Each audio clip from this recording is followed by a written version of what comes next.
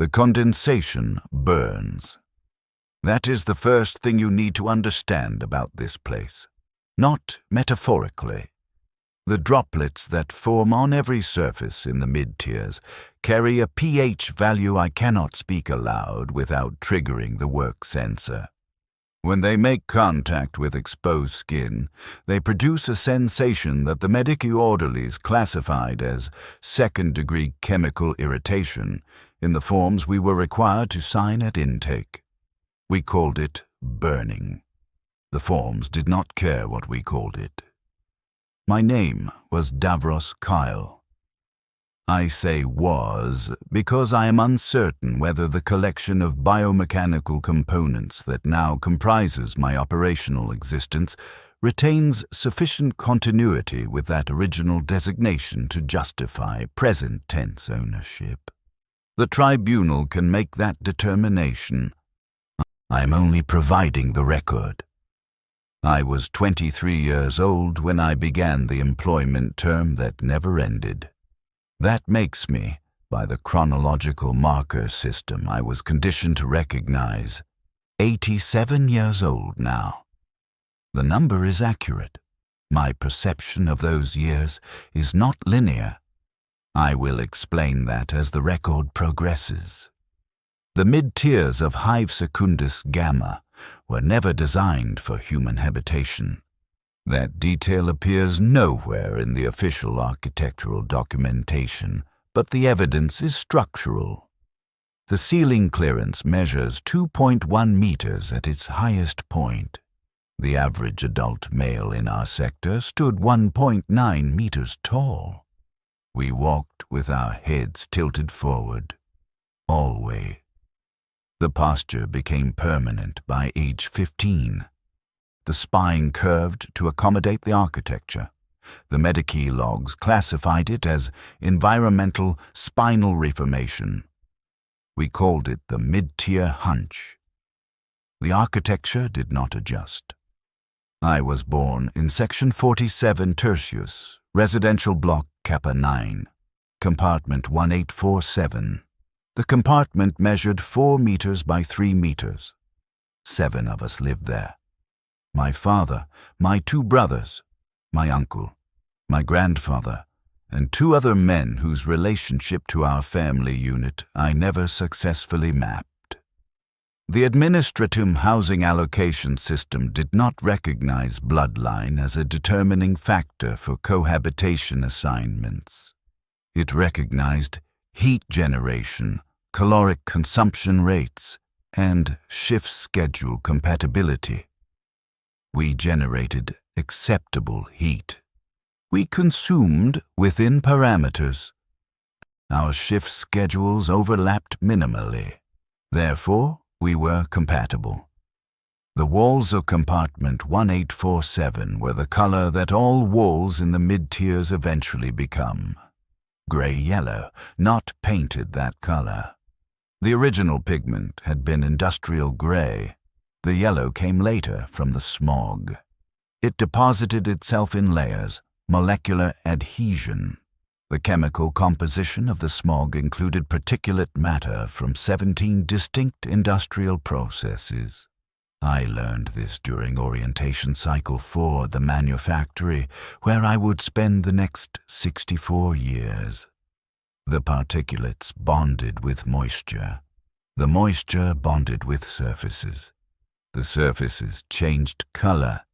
It took approximately 4 months for a freshly cleaned surface to return to gray-yellow. Nobody cleaned surfaces anymore. There was no point. The smog always won. I remember my father's hands. Specifically, that is one of the memories I've retained in complete clarity despite the significant neural restructuring I underwent in year 19 of my employment term. His hands were large, the knuckles swollen from 40 years of repetitive gripping motions in manufactory complex Sigma 7. The skin had thickened into something that resembled leather more than organic tissue. He showed me once how the condensation no longer burned his palms. He held his hand under the dripping pipe that ran across our compartment ceiling and let the droplets collect in his cupped palm. I watched the liquid sit there. He explained that the skin had adapted. Scar tissue layered so extensively that the acid could no longer reach living nerves. I touched the liquid in his palm. I was 6 years old. The burning was immediate. He pulled my hand back and wrapped it in one of the gray-yellow rags we used for everything. He did not reprimand me. He said, "Now you know." That was the extent of the lesson. I retained it. The smog came from the ventilation stacks. There were 4,216 major exhaust stacks in the mid-tier sector alone. I did not count them personally. The number appeared in the orientation documentation we received on our first day of employment. The documentation did not explain why we needed to know this figure. Most information in orientation fell into that category. Facts delivered without context, as if the sheer volume of information would construct meaning through accumulation. It did not. We memorized what we were tested on. We forgot the rest. The number of stacks remained, though. 4,216. It sits in my memory, alongside my father's name and the smell of the corpse starch rations we ate every fourth day. The stacks exhausted the byproducts of the hive's industrial processes. 17 distinct chemical streams, as I mentioned. I can name 6 of them: sulfur compounds from the promethium refineries, particulate metal dust from the munitions assembly lines, acidic vapor from the chemical reclamation plants, organic waste combustion products from the corpse starch rendering facilities, coolant mist from the reactor maintenance sectors, and an unclassified yellow gas that the Mechanicus overseers referred to only as Output 7 in the production logs. Output 7 had a smell. Bitter. It coated the inside of your throat and remained there. You tasted it before you inhaled it. You tasted it for hours after leaving the exposure zone. Not that there was a non-exposure zone. The smog was everywhere. The mid-tiers were the smog. The smog was the air. We breathed it because there was nothing else to breathe. The goggles were not provided by the administratum. That is an important detail. The posters in the residential blocks showed workers wearing protective goggles and heavy rubberized coats, the text beneath reading, "Compliance ensures survival. The Emperor's industry protects." The image suggested these items were standard issue. They were not. You purchased them with your labor credits at the supply depot in section 52-secundus. The goggles cost 40 credits, a week's wage for a new worker. The coats cost 120 credits, 3 weeks' wage if you did not eat. I did not own goggles until I was 11 years old. I wore a strip of treated cloth wrapped around my eyes with a small gap to see through. The cloth soaked through with condensation within 20 minutes of leaving the compartment. The moisture burned the skin around my eyes. By the time I was 9, the tissue had scarred sufficiently that I no longer registered the pain as acute. It became a background constant, like the taste of Output 7, always present, no longer remarkable. My father bought me the goggles on my 11th birthday. He did not announce it as a birthday gift. The administratum did not recognize individual birth dates as relevant data points, and my father had internalized that framework long before I was born. He simply placed them on the compartment's single shelf and said, "These fit your face better than they fit mine." They did not fit his face. I understood this was a transfer of resources from his operational capacity to mine, justified through a factual statement that allowed him to bypass the emotional framework he had been conditioned to suppress. I put the goggles on. They fit.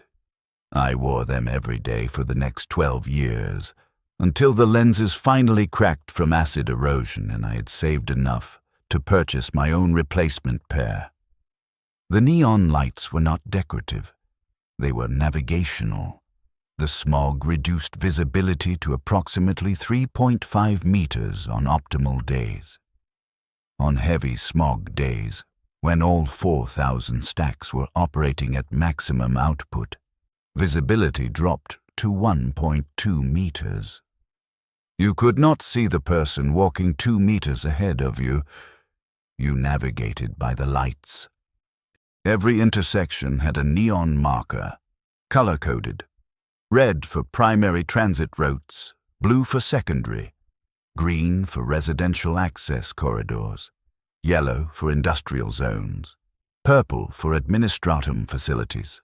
The colors bled into the smog, creating halos of diffuse light that marked your position in the sector more reliably than any physical landmark. The buildings all looked identical anyway.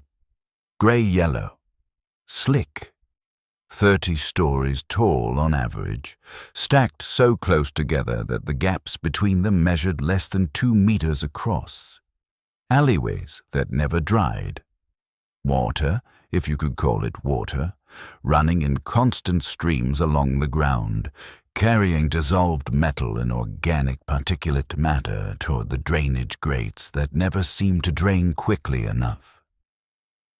The factory sirens governed everything, 6 times per day.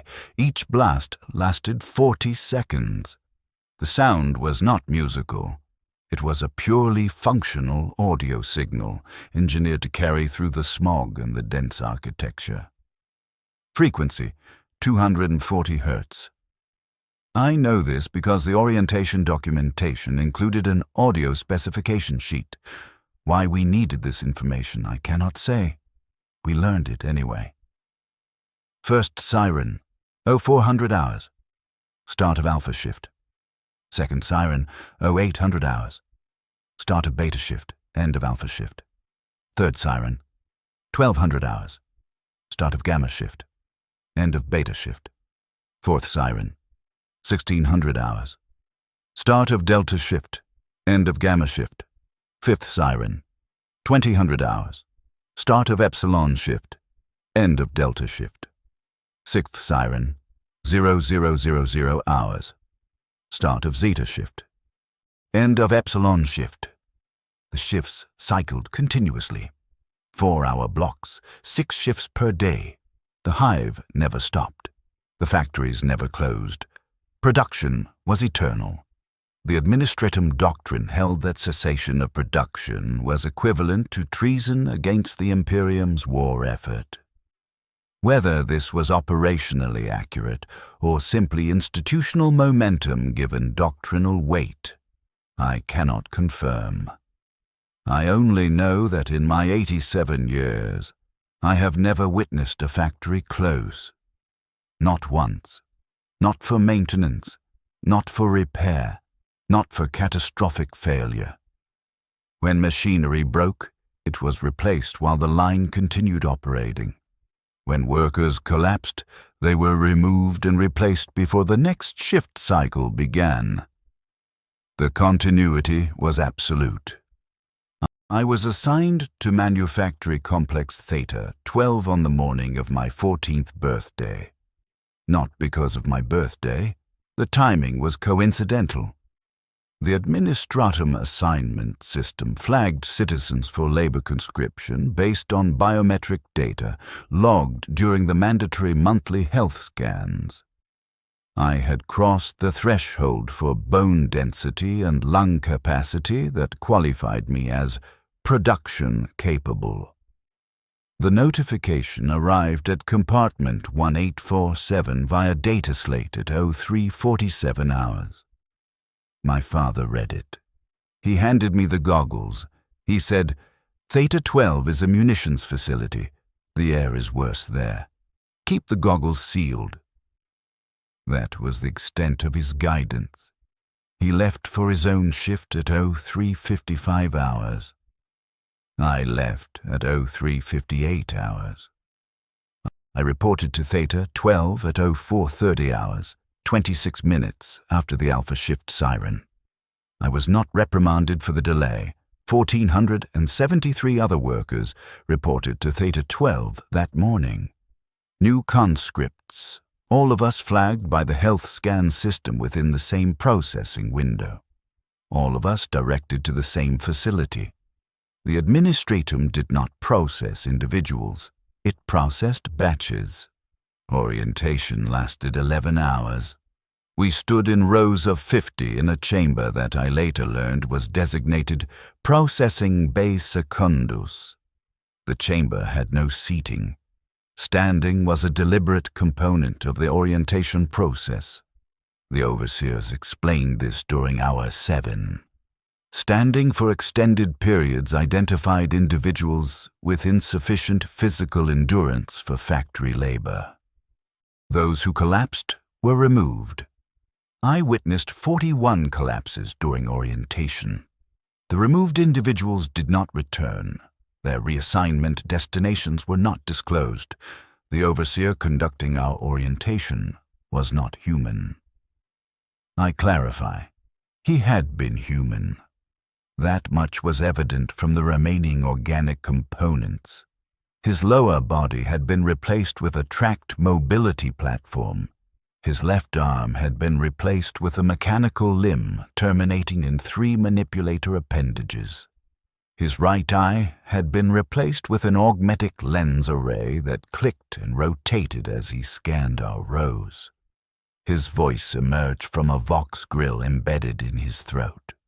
The sound was flat, mechanical, every word precisely enunciated, as if speech were a technical function rather than a communicative act. He introduced himself as Forge Supervisor Tenric. He did not provide a first name. Perhaps he no longer had one. Perhaps the Mechanicus protocol did not recognize such designations as relevant. He explained that Theta 12 produced bolt rounds for the Astra Militarum. Specifically, 75 caliber mass-reactive explosive rounds, designation M-class, standard issue for heavy bolter emplacements. He described the production process in detail, the chemical composition of the propellant, the metallurgical requirements for the casing, the assembly sequence for the detonation mechanism. He spoke for 4 hours. We absorbed what we could. Most of it was technical data beyond our comprehension. We were not being trained as engineers. We were being oriented to the environment in which we would exist for the remainder of our operational lifespan. During Hour 8, Forge Supervisor Tenric explained the health risks. He did not frame them as possibilities. He framed them as certainties. You will develop respiratory impairment within 6 months, he said. The particulate density in the manufactory atmosphere exceeds the human lung's clearance capacity by a factor of 40. Tissue scarring will begin in the alveoli and progress into the bronchial structure. You will experience reduced oxygen efficiency. This is normal.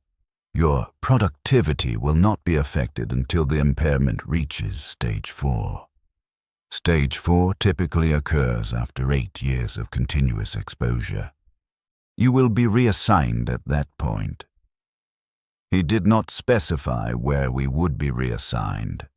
I did not ask, I learned later. You will develop dermal lesions within 3 months, he continued. The acidic condensation in the facility atmosphere will erode the outer skin layers on any exposed surface. Wear your goggles, wear your coats, seal all gaps. The acid will find them anyway. Tissue adaptation occurs in some individuals after prolonged exposure. For others, the lesions become permanent. The Medicaid staff will provide salve at the end of each shift. Application is mandatory. Failure to apply salve will result in infection. Infection will result in termination of employment and removal from the facility. Termination of employment, removal from the facility. He used those phrases as if they were neutral administrative outcomes. They were not. I understood this even then, though I did not yet have the framework to articulate why the phrasing carried such weight. Termination was not retirement. Removal was not reassignment to a better location. The Imperium did not waste resources on non-productive citizens. I had seen the corpse starch rendering plants on the edge of the residential sectors. I had smelled them. Everyone in the mid-tiers knew what happened to the removed. Your shift assignment is beta shift, Forge Supervisor Tenrick announced during Hour 10. Report to Assembly Line 7 at 0800 hours tomorrow. Your productivity quota is 400 units per shift. Failure to meet quota for 3 consecutive shifts will result in remedial labor assignment. Continued failure will result in termination. The Emperor's industry requires efficiency. You will provide it. The phrase landed without ceremony. The Emperor's industry requires efficiency. I had heard variations of this phrasing my entire life. On the propaganda posters, in the Vox announcements that played on loop in the residential blocks, in the sermons delivered by the itinerant preachers who occasionally move through the mid-tiers, their voices amplified by portable Vox casters, their words blending into the background noise of the smog and the sirens. The Emperor protects, the Emperor provides, the Emperor's industry sustains the Imperium. Compliance is devotion, labor is prayer.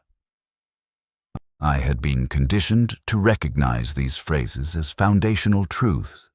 I did not question them.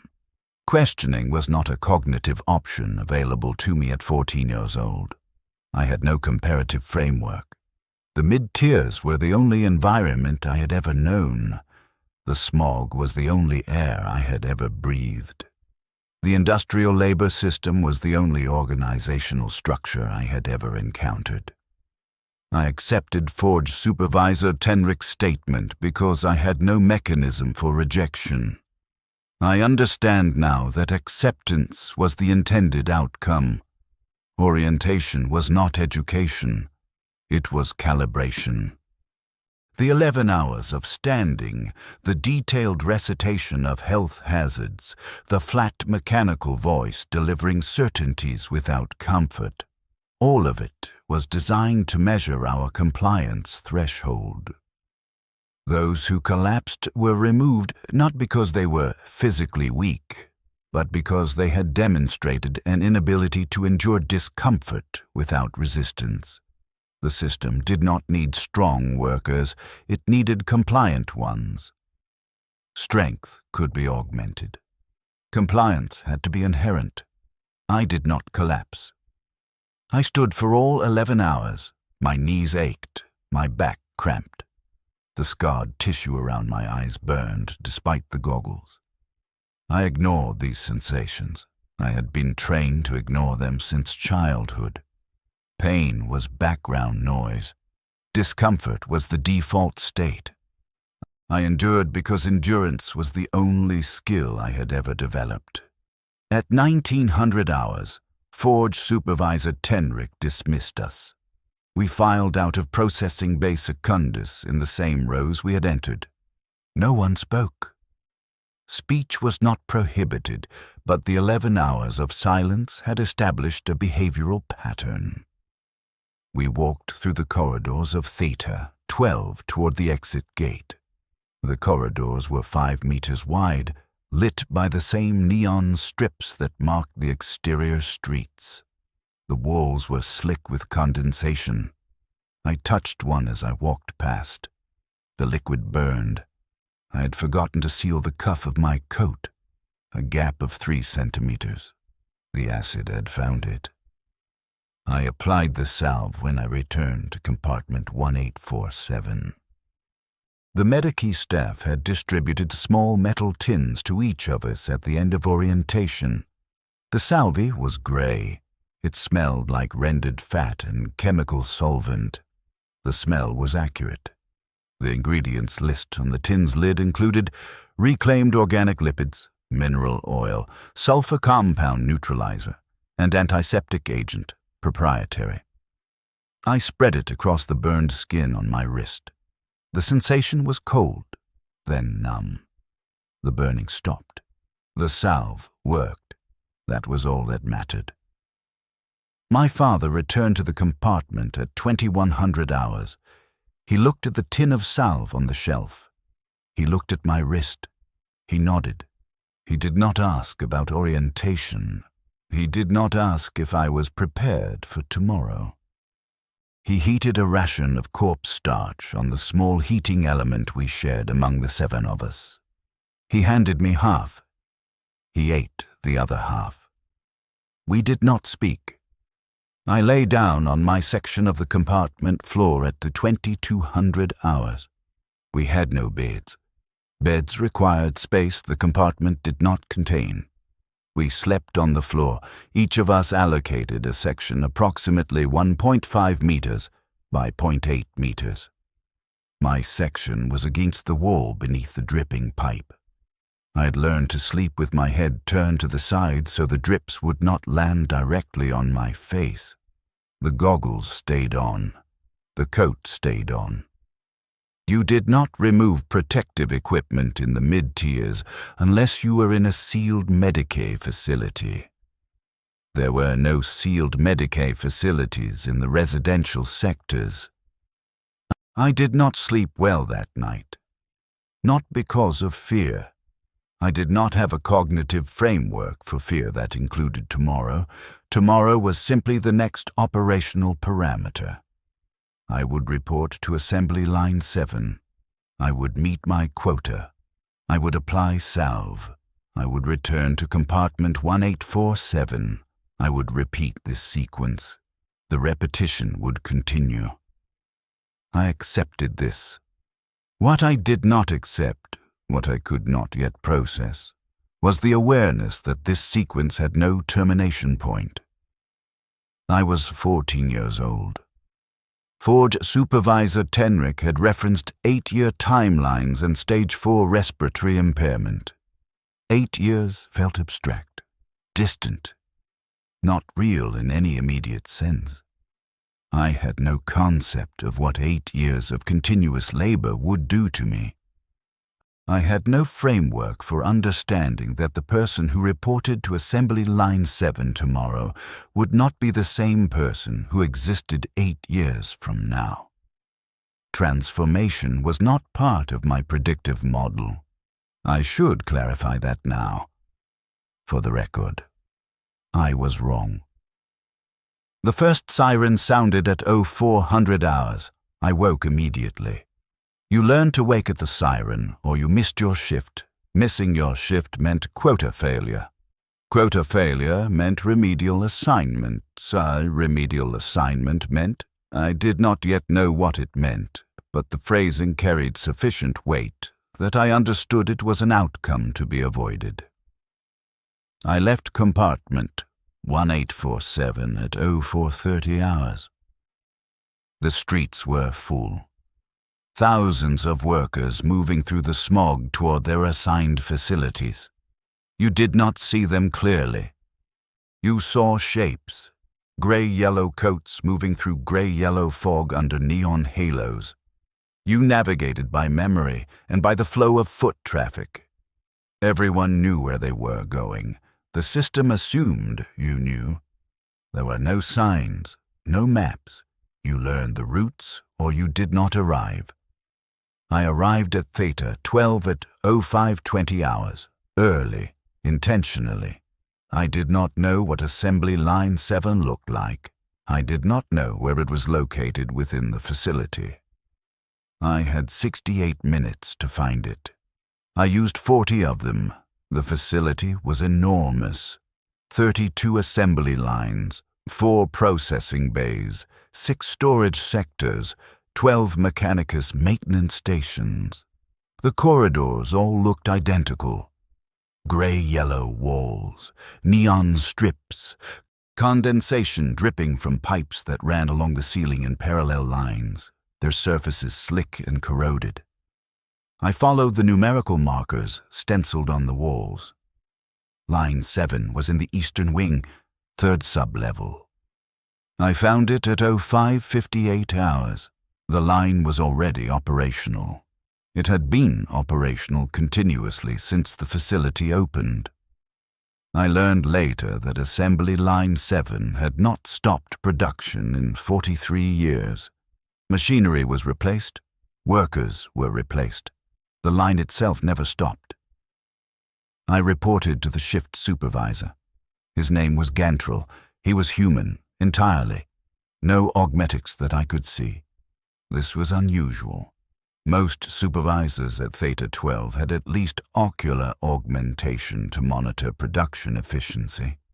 Gantrel relied on data slates and direct observation. He looked at me for 3 seconds. He handed me a data slate. He said, "Station 47. Assembly sequence is on the slate. Quota is 400 units per shift. First week is training. Quota does not apply. After that, it applies. Questions?" I had no questions.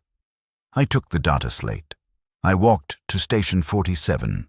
The station was a steel workbench 1.2 meters wide, 0.6 meters deep. A conveyor belt ran along the back edge of the bench, carrying partially assembled bolt rounds from the previous station. My task was to install the detonation primer into each round. The primer was a small cylindrical component, 3 centimeters long, 0.8 centimeters in diameter. It fit into a recessed socket in the base of the round. The installation process required 3 steps. Align the primer with the socket, insert the primer until it's seated flush with the base, and activate the locking mechanism by rotating the primer 60 degrees clockwise. 3 steps. Repeat. 400 times per shift. The data slate included detailed visual instructions, diagrams, tolerances, safety warnings. Do not apply excessive force to the primer. Excessive force may trigger detonation. Detonation will result in injury or death. Detonation will result in production delay. Production delay is unacceptable. The warning prioritized production delay over injury. I noted this. I did not find it surprising. I installed my first primer at 06:04 hours. The process took 47 seconds, too slow. 400 units per shift meant 1 unit every 36 seconds. I needed to increase my speed by 23%. I installed the second primer. 41 seconds. Better. The third? 39 seconds. The fourth? 38. By the 20th unit, I had reduced my time to 34 seconds. Close enough. I would refine further over the week. The work was not complex. It was repetitive. Align, insert, rotate, align, insert, rotate. My hands learned the motion. My eyes learned the tolerances. By hour 2, I no longer needed to reference the data slate. By hour 3, I no longer needed to think about the process. My hands moved automatically. My mind drifted. This was a mistake. Drift was dangerous. Inattention led to errors. Errors led to detonation. I learned this at 1:04 hours when the worker at Station 51 made an error.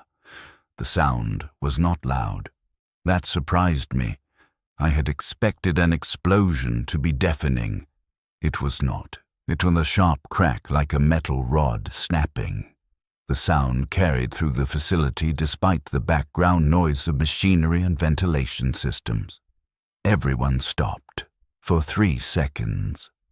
Then the shift supervisor's voice came through the Vox system.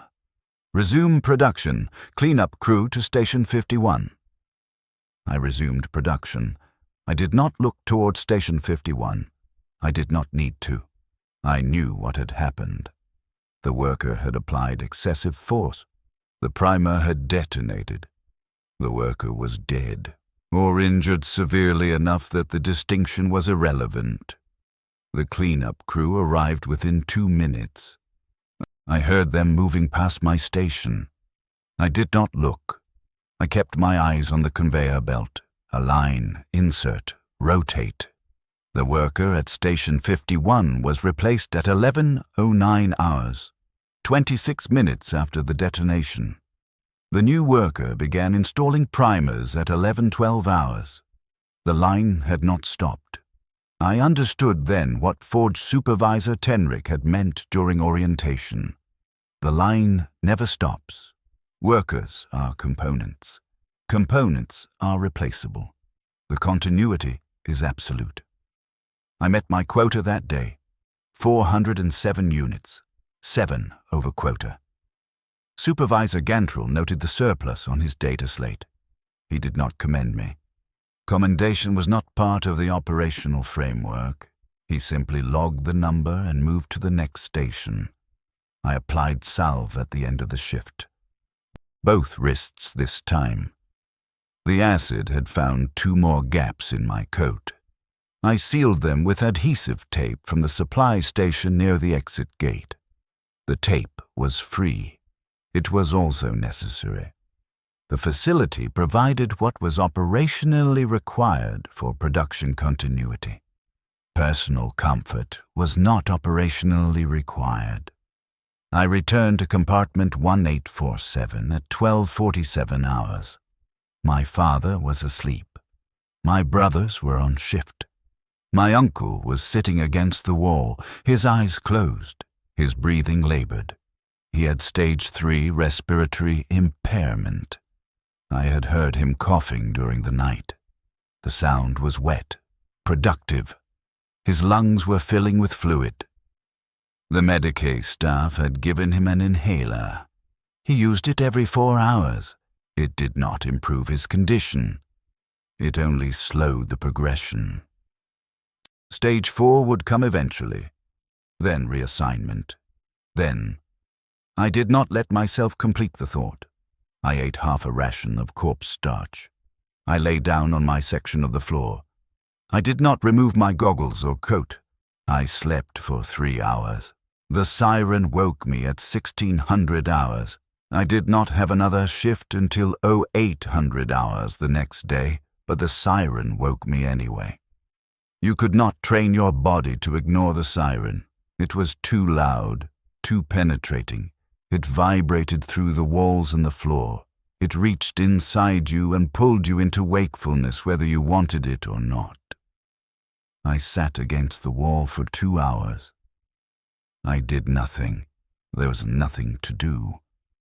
The compartment had no entertainment systems, no books, no games. Entertainment was not part of the resource allocation framework. You worked. You ate. You slept. That was the cycle. Deviations from the cycle were not accommodated. My father woke at 18:30 hours. He looked at me. He said, "You survived the first day." I said, "Yes." He nodded. He heated a ration. He handed me half. We ate in silence. I want to pause the record here and explain something about my father. His name was Corvin Cale. He had worked in manufactory complex Sigma 7 for 40 years. Sigma 7 produced industrial adhesive compounds for shipyard construction. The work involved exposure to chemical vapors that were, according to the orientation documentation he had received at age 14, highly nephrotoxic and moderately carcinogenic. He had stage 2 kidney impairment and 3 benign tumors in his chest cavity. The Medicae staff monitored the tumors annually. They had not grown significantly in the past decade. They were not considered life-threatening. They were simply part of his operational baseline. He had never complained. Not once in my memory. He had never expressed dissatisfaction with his work. He had never questioned the system. I do not believe this was because he found the system just or fair. I believe it was because he had no cognitive framework for imagining an alternative. The mid-tiers were his entire existence. The factory was his purpose. Compliance was his identity. He had internalized the institutional framework so completely that resistance was not a concept his mind could generate. I describe this because I recognize now that I inherited that framework, not genetically. Cognitively, through observation and repetition. My father modeled compliance. I replicated it. This was not indoctrination in the sense of explicit instruction. It was environmental conditioning. The system did not need to tell us what to believe. It simply structured our existence in such a way that belief became irrelevant. You did not need to believe the system was good.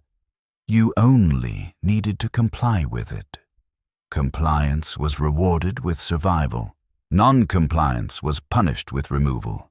The incentive structure was clear. I recognize this now. I did not recognize it then. The days blurred. Week 1 became week 2. Week 2 became month 1. The work did not change.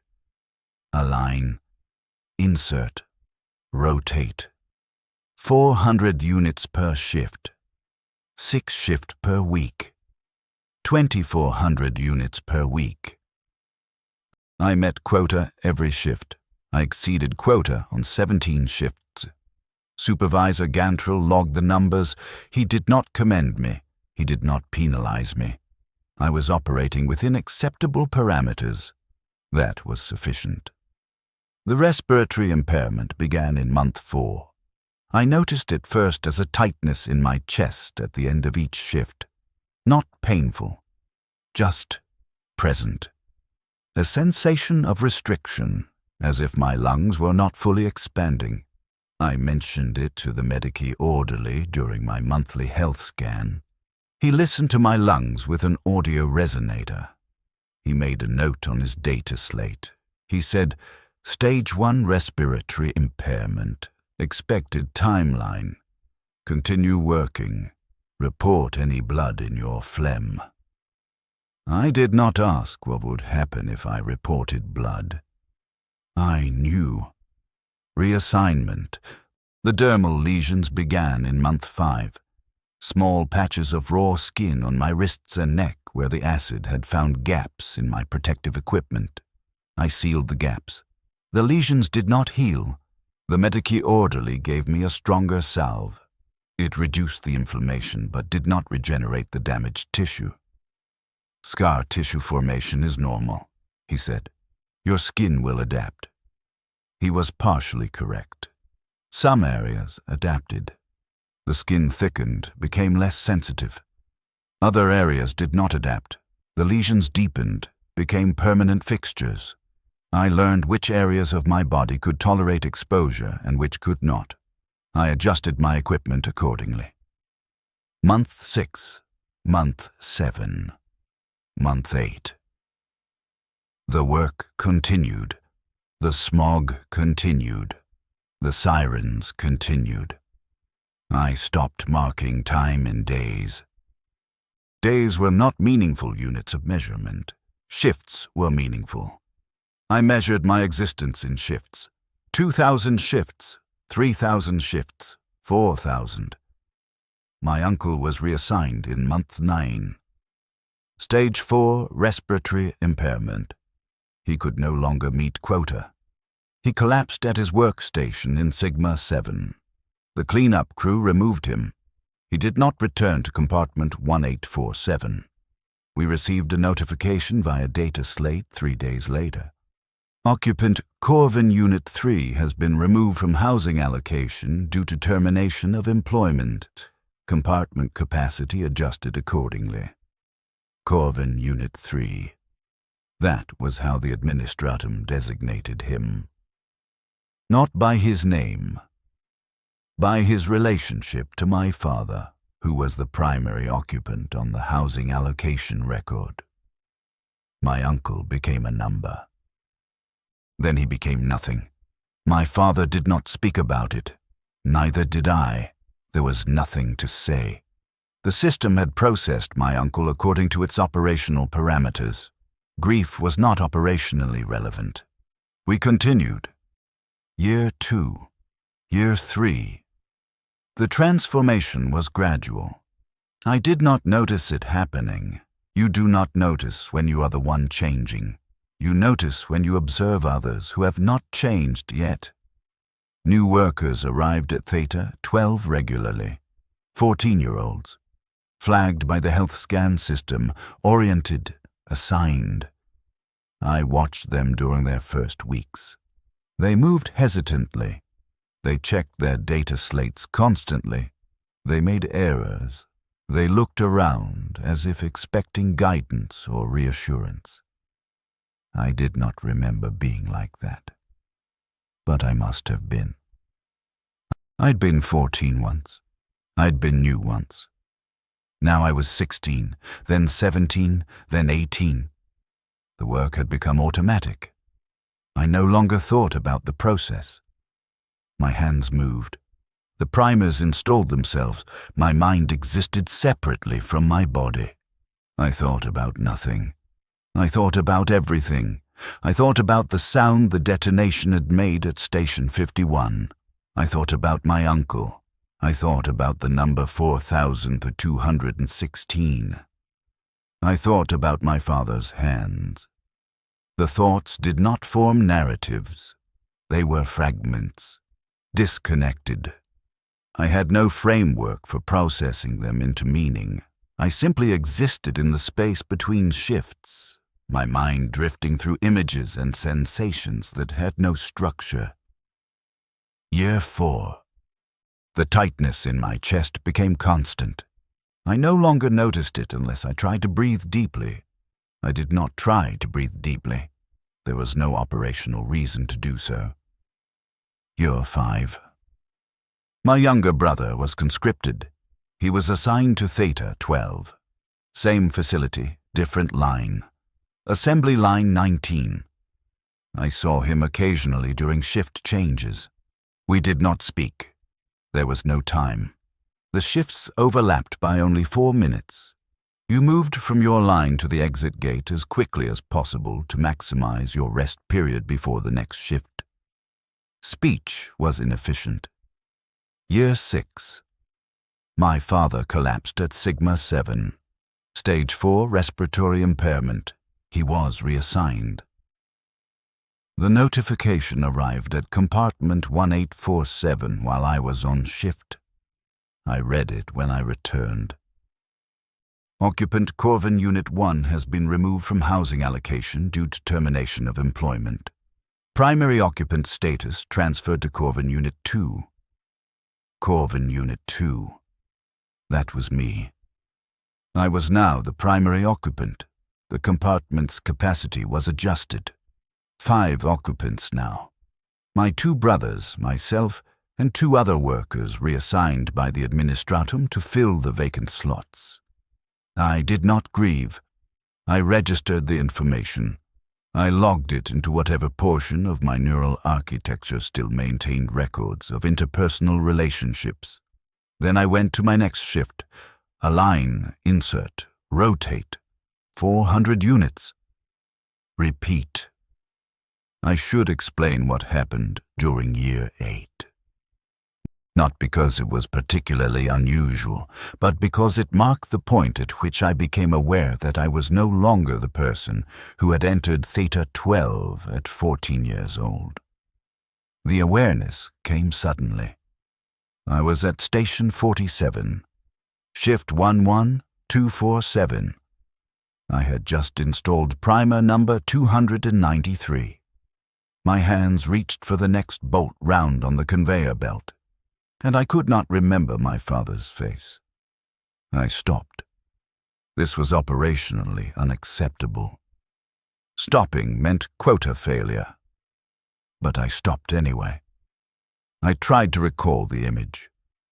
My father's face. I knew I had seen it.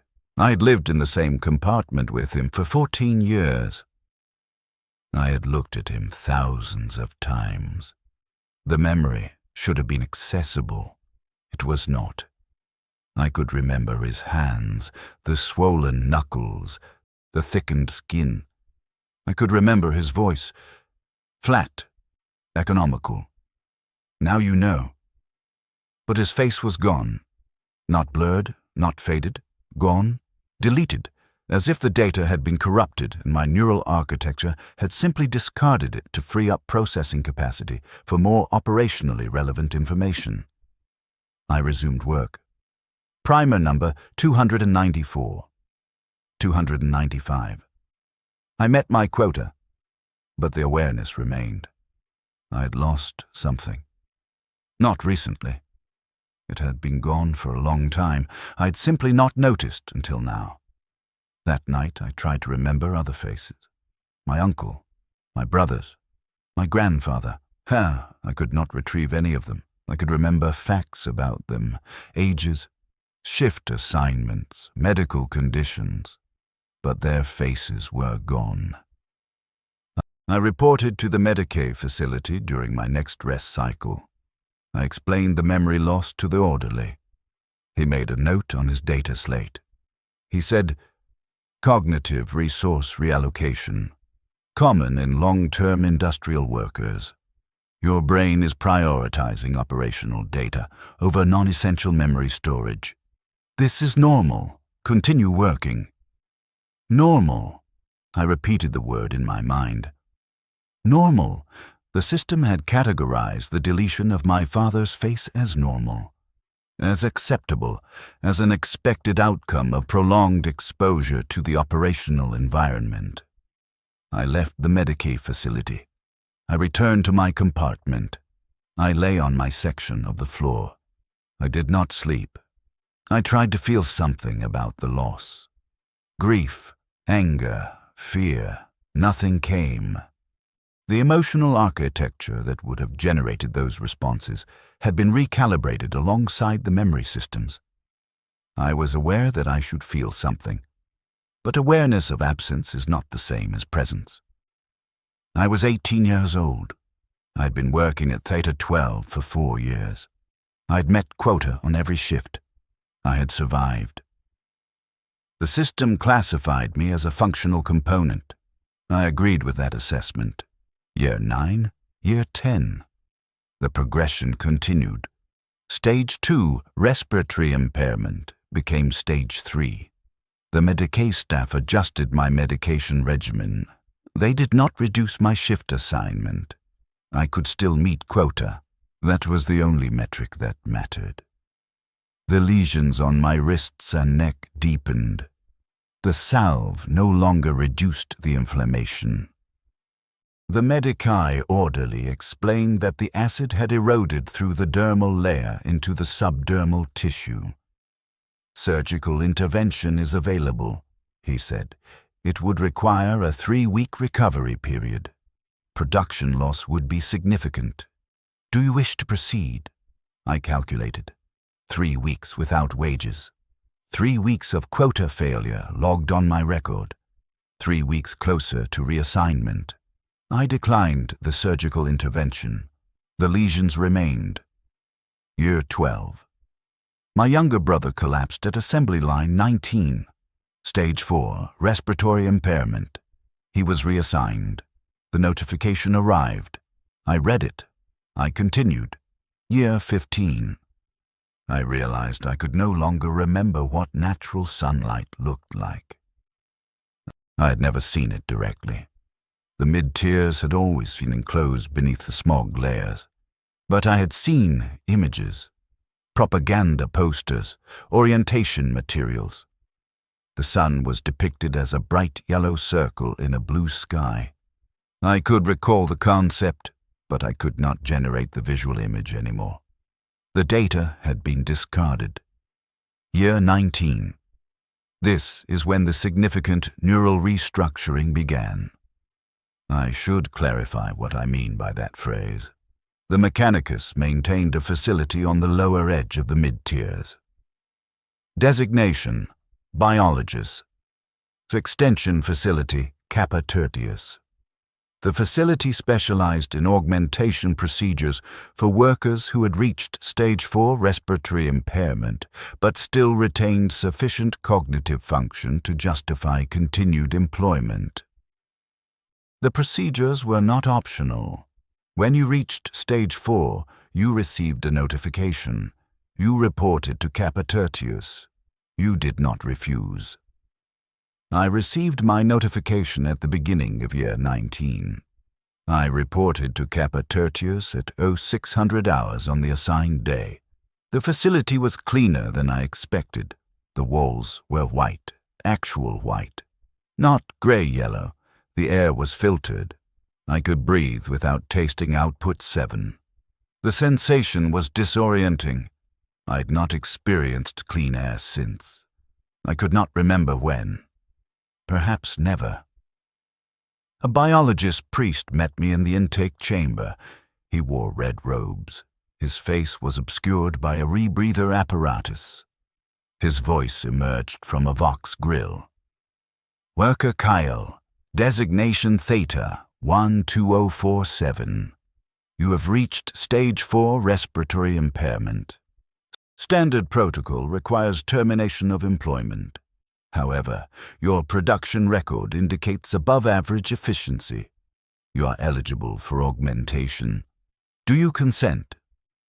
I asked what augmentation entailed. He explained. The procedure would involve the removal of my biological lungs and their replacement with augmetic respiratory units. The augmetic units would interface directly with my cardiovascular system. They would provide oxygen processing capacity equivalent to stage 1 biological function. I would be able to return to production immediately after a brief recovery period. I asked about the recovery period. 72 hours, he said. I asked about the risks. Mortality rate is 4.3% during the procedure. Post-operative infection risk is 6.7%. Long-term rejection risk is negligible due to immunosuppressant integration. Do you consent? I consented. The alternative was reassignment. Reassignment was termination. Termination was... I did not complete the thought. The procedure took place immediately. I was directed to a surgical theater. I lay on a steel table. The biologist priest administered an anesthetic via injection. He said, "You will not experience pain during the procedure. You will experience significant disorientation upon waking. This is normal. Your neural architecture will require time to adapt to the augmetic interface." I lost consciousness at 0647 hours. I woke at an indeterminate time later. The first thing I registered was the absence of the tightness in my chest. The second thing I registered was the sound.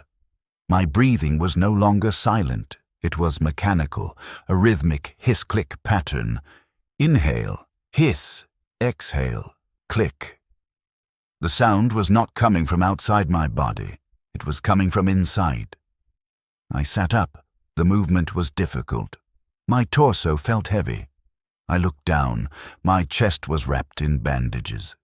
Beneath the bandages, I could feel the augmetic units, hard, metal. They did not move with my breathing. They generated the breathing. The biologist priest entered the recovery chamber. The procedure was successful, he said.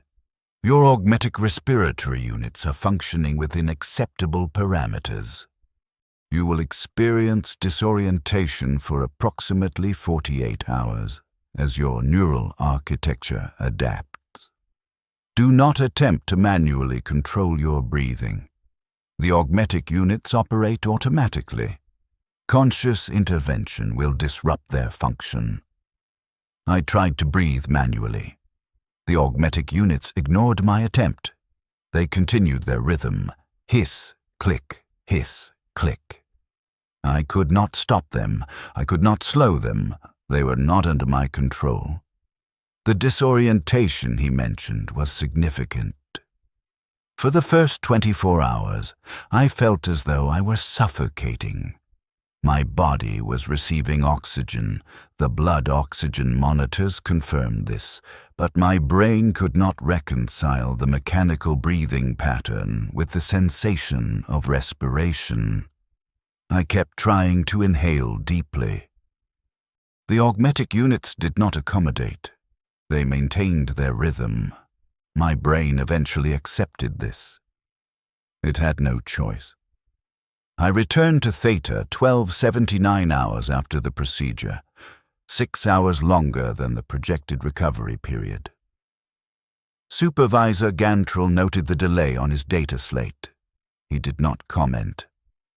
I returned to Station 47.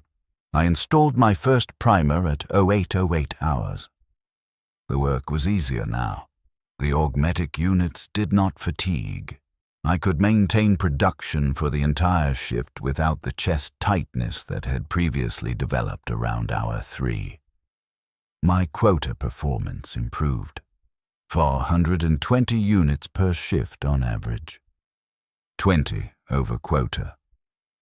Gantrell logged the numbers. But something else had changed.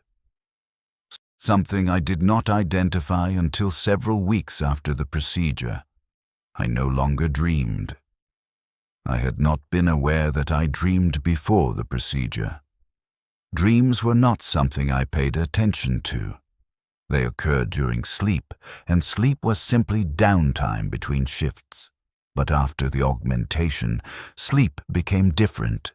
I would close my eyes.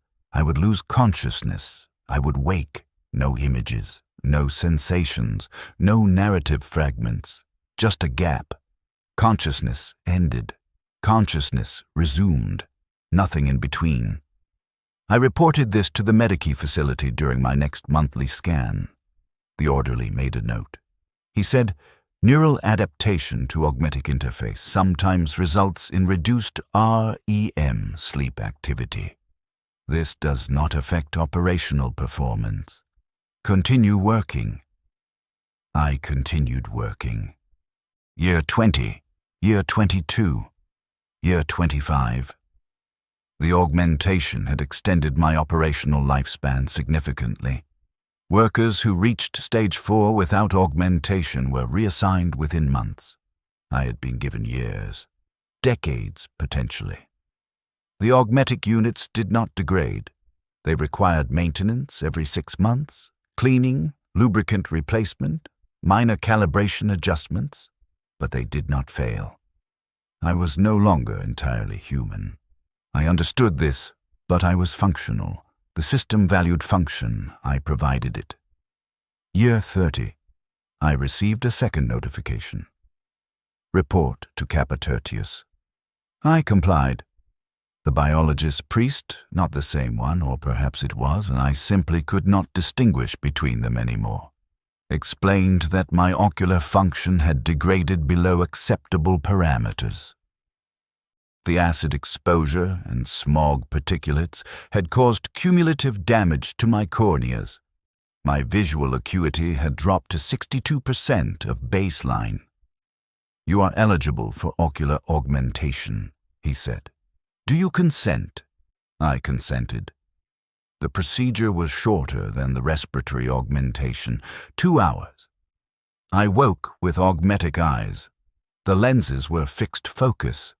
I could not adjust them manually, but the visual acuity was significantly improved. 140% of baseline. I could see details I had not been able to see since childhood. The individual rivets in the steel walls, the corrosion patterns on the pipes, the texture of the smog as it moved through the neon halos. I did not know if this improvement was beneficial. Seeing more detail did not make the environment more tolerable. It only made it more precisely visible. But my quota performance improved again. 435 units per shift, 35 over quota. Gantrell logged the numbers. Year 35, third augmentation. My hands. The repetitive motion had caused severe joint degradation. The Medici scans showed bone fragments in the cartilage and significant nerve damage. You are eligible for bilateral hand replacement, the biologist priest said. Do you consent? I consented. The augmetic hands were more efficient than my biological hands had been. The grip strength was calibrated precisely for primer installation. The motion was smoother. No tremors. No fatigue. I could maintain the installation rhythm for the entire shift without variation. 450 units per shift now. 50 over quota. I was 49 years old. More than half of my body was augmetic. Lungs, eyes, hands. I had become a hybrid. The term the mechanicus used was servitor adjacent, not a full servitor. Those were lobotomized, their higher cognitive functions removed entirely. I retained consciousness, I retained decision-making capacity, but the distinction was narrowing. Year 40, year 45, year 50? I stopped tracking the years. They were not meaningful. I tracked shifts. 30,000 shifts, 40,000, 50,000. Other workers came and went. New conscripts, reassignments, collapses, detonations. I witnessed hundreds of them. Perhaps thousands. I did not count. The deaths were not operationally relevant to me. I registered them the way I registered the sound of the sirens. Background information, acknowledged, discarded. I had become what the system required, a functional component, efficient, reliable, emotionally neutral. I met quota every shift. I did not complain. I did not question. I did not resist. I was exactly what Forge Supervisor Tenrick had been 50 years ago. Year 55. I received a fourth notification. Report to Kappa Tertius. I complied. The biologist priest explained that my cognitive processing speed had begun to decline. This was normal for workers of my age and augmentation level. You are eligible for neural augmentation, he said. The procedure will install a cogitator interface directly into your cerebral cortex. The interface will enhance processing speed and memory retention. You will remain conscious. You will retain decision-making capacity. However, the interface will optimize your cognitive resource allocation for maximum operational efficiency. Do you consent? I asked what that meant. He clarified. Non-essential cognitive processes will be deprioritized. Emotional response generation, abstract thought, self-reflective analysis. These functions consume significant neural resources but do not contribute to production efficiency. The cogitator interface will recalibrate your neural architecture to minimize these processes. I understood. The procedure would make me more like a servitor, not fully. But closer, I asked if I would still be me. The biologist priest paused. The Vox grill was silent for 4 seconds. Then, define me. I could not answer. I did not know what I meant by the question. I consented. The procedure took 6 hours. I woke with a cogitator interface embedded in my skull. I could feel it. Not physically. The biologist priest had explained that the interface had no tactile presence, but I could feel its activity. Thoughts that used to take seconds now took milliseconds. Memory retrieval was instantaneous. I could recall every primer I had installed for the past 41 years. 53,214,000 units. The number appeared in my mind without effort. But I could not remember what my father's voice had sounded like. I knew he had spoken to me. I knew he had said, "Now you know." But the audio data was gone. The cogitator interface had identified it as non-essential. It had been deleted to free up processing capacity. I tried to feel something about this. Grief, loss, anything. The interface recalibrated. Emotional response generation was non-essential. The attempt was deprioritized. I stopped trying. I returned to Theta 12. I installed primers, 480 units per shift now, 80 over quota. Gantrel logged the numbers. He did not comment. I was operating within parameters. That was sufficient. Year 60, year 65, year 70. The shifts continued. The sirens continued. I continued. I'm 87 years old now. I have been working at Theta 12 for 73 years. I have installed 68,492,817 primers. I have met quota on every shift. I have never been reassigned. The Administratum considers me a model worker. I received a commendation last year, a data slate notification. Worker Kyle. Designation Theta-1-2-047. You have achieved 72 years of continuous service. Your efficiency rating is in the 98th percentile. The Imperium acknowledges your contribution. I read the notification. I logged it. I deleted it. It was not operationally relevant. I am still at Station 47. The station has not changed. The work has not changed. I install primers. I meet quota. I apply salve, though I no longer feel the burning. The augmetic hands do not have pain receptors. I wear the goggles, though the augmetic eyes do not require protection. I wear the coat, though most of my body is metal now and the acid cannot damage it. I wear them because the institutional protocol requires it. Compliance is automatic. I do not question it, but I am writing this record. That is significant. The act of writing suggests that some portion of my original consciousness remains. The cogitator interface has not deleted everything. Something persists. I do not know what to call it. Me is no longer an adequate designation, but it is something. I am writing this because I need the tribunal to understand what this place does. Not quickly, not dramatically, slowly, over decades. The mid-tiers do not kill you immediately. They transform you, piece by piece, memory by memory, until the person you are no longer exists and the thing you have become is so far removed from human that the distinction is only technical. I am still conscious, but I am not alive, not in any meaningful sense. I exist. I function. I produce. That is all.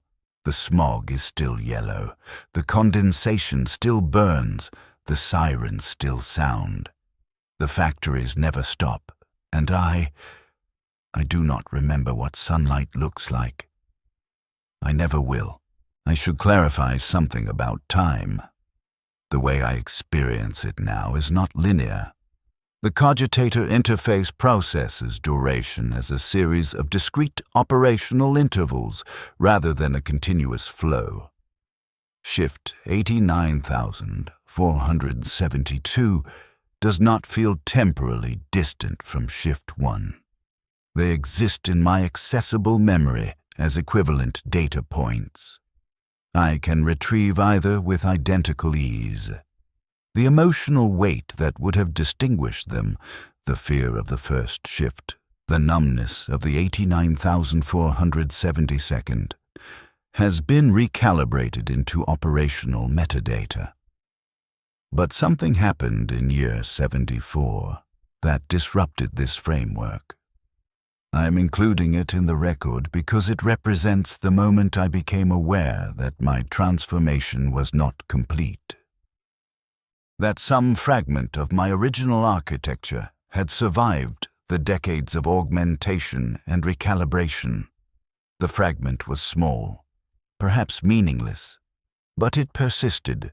A new worker was assigned to Station 48, adjacent to mine. His name was Torian Vess. He was 14 years old. He had been conscripted 3 days prior. This was his first shift on Assembly Line 7. I registered his presence at 0802 hours. He stood at his station, data slate in hand, his movements hesitant. He picked up his first bolt round. He examined it. He checked the data slate. He examined the round again. 47 seconds passed. He had not begun the installation process. Supervisor Gantrell approached. "Worker Vess, you are below tempo. Begin installation." Torian looked at Gantrell. His eyes, biological, unaugmented, still capable of expression, showed confusion. "I am trying to understand the tolerance specifications, Supervisor. The diagram shows 0.8 centimeters, but the socket appears to be 0.9 centimeters. I want to confirm before I proceed." Gantrell's response was immediate. "The specifications are correct. Your measurement is incorrect. Begin installation." Torian looked at the round again. He did not begin installation. "Supervisor, I do not wish to cause a detonation. If I could have clarification, begin installation now." Torian began installation. His hands shook. The primer went into the socket. He rotated it 60 degrees clockwise. The locking mechanism engaged. No detonation. He had been correct to be cautious. He had also been correct that the socket was 0.9 centimeters. The specifications on the data slate were outdated. They had not been updated in 40 years. I knew this because I had been installing primers into 0.9 centimeter sockets since year 33, when the manufacturer had switched to a different bolt round specification without updating the orientation materials. I had not questioned it. The primers fit. The rounds functioned. The discrepancy was irrelevant, but Torian had questioned it, and Gantrell had overridden him. I watched Torian work for the remainder of the shift. His tempo was slow.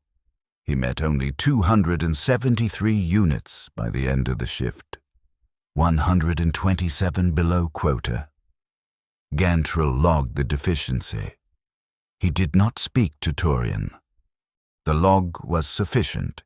3 consecutive quota failures meant remedial assignment. Torian had just logged his first.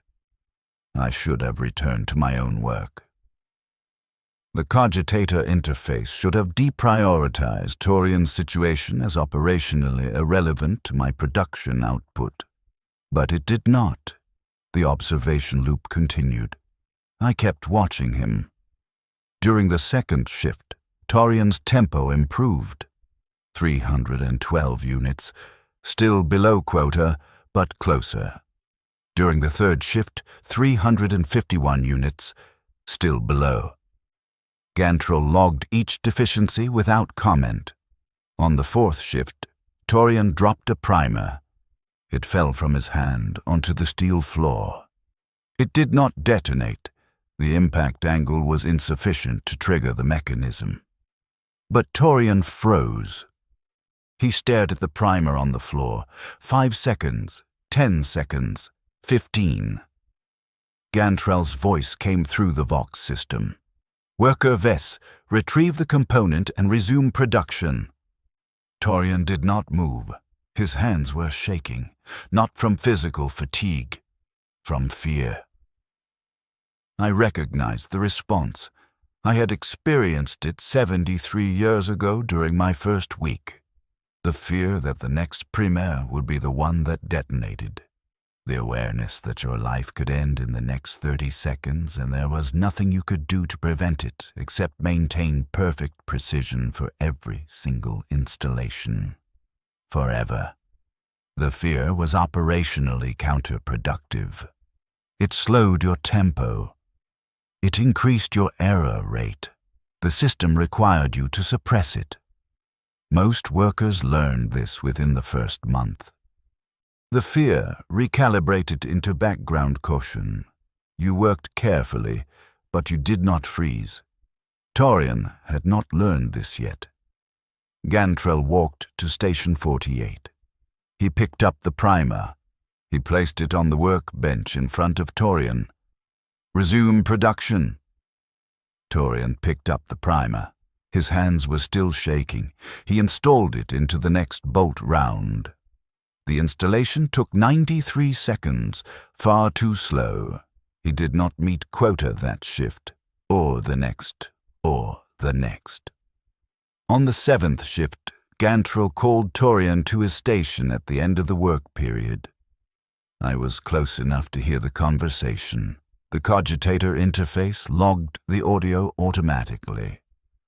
"Worker Vess, you have failed to meet quota for 7 consecutive shifts. Standard protocol requires remedial assignment after 3 consecutive failures. However, Forge Supervisor Tenric has authorized an extended evaluation period for new workers. You have 3 additional shifts to meet quota. If you fail, you will be reassigned. Do you understand?" Torian nodded. He did not speak. "Your fear response is inhibiting your performance," Gantrell continued. "Fear is not operationally useful. You will eliminate it." Torian looked at Gantrell. "How do I eliminate it, Supervisor?" Gantrell did not answer immediately. He consulted his data slate. Then, "The Medicaid facility can provide chemical suppression if you request it. Alternatively, you can adapt naturally. Most workers adapt within 2 months. You have 3 shifts." He dismissed Torian. Torian walked to the exit gate. His posture was hunched, not from the mid-tier spinal reformation which took years to develop, but from defeat. I recognized that posture too. I had seen it hundreds of times. On workers who were about to be reassigned. On my uncle, on my father, on my brother. I should have returned to my compartment. I should have applied salve and rested before the next shift. The cogitator interface calculated the optimal rest period to maximize next shift performance. I ignored the calculation. I followed Torian. He did not go to his assigned compartment. He walked through the streets, slow, aimless movement through the smog. He stopped at an intersection marked by a red neon halo. He stood there. He did not move for 11 minutes. I watched from approximately 4 meters away. He could not see me through the smog. Or perhaps he did not care. Then he removed his goggles. This was irrational. The smog particulates would cause immediate ocular irritation. Prolonged exposure would cause permanent damage. Every worker knew this. It was fundamental safety protocol. But Torian removed his goggles anyway. He stood in the intersection, his eyes open, staring upward at nothing. The smog was too thick to see the sky. There was no sky. There were only the layers of ventilation stacks and the crisscrossing pipes and the undersides of the upper-tier structures. But he stared upward as if he expected to see something else. After 3 minutes, he closed his eyes. Tears ran down his face. Not from emotion, or not only from emotion. The smog particulates were irritating his corneas. The tears were a biological response, but they looked like grief. He put his goggles back on. He walked toward his compartment. I stopped following him. I returned to my own compartment. 7 occupants now. I did not know their names. They had been assigned over the years as previous occupants were removed. We did not speak. We shared the space according to the allocation parameters. That was sufficient. I lay on my section of the floor. I did not sleep immediately. The cogitator interface was processing the observation data from Torian's behavior. It categorized his actions as operationally irrational. Removing protective equipment served no function. Staring at an obscured sky served no function. The tears served a biological function but did not improve his situation. The interface concluded, Worker Vess has a low probability of successful adaptation. Projected outcome, reassignment within 5 shifts. I agreed with the assessment. But I did not want to agree with it. That was the disruption, the fragment of original consciousness that had somehow survived the recalibration. I did not want Torian to be reassigned. I wanted him to adapt. I wanted him to survive. The cogitator interface flagged this desire as operationally irrelevant. Torian's survival had no impact on my production output. Emotional investment in other workers was non-essential cognitive activity. The desire should be deprioritized. But it was not deprioritized. It persisted. I got up. I left the compartment. I walked back through the smog to the intersection where Torian had stood. I looked upward. I tried to see what he'd been looking at. I saw nothing. Gray-yellow smog. The undersides of pipes. The faint glow of neon bleeding through the particulate haze. That was all. That was all there had ever been. But I understood why he had looked. He'd been searching for evidence that something else existed, that the mid-tiers were not the entirety of reality, that somewhere, beyond the smog and the factories and the shift cycles, there was a different kind of existence. He would not find it. I knew that. I had lived here for 87 years. I had never seen evidence of anything beyond the system. The upper tiers existed. The administratum documentation referenced them occasionally, but they were inaccessible to mid-tier workers.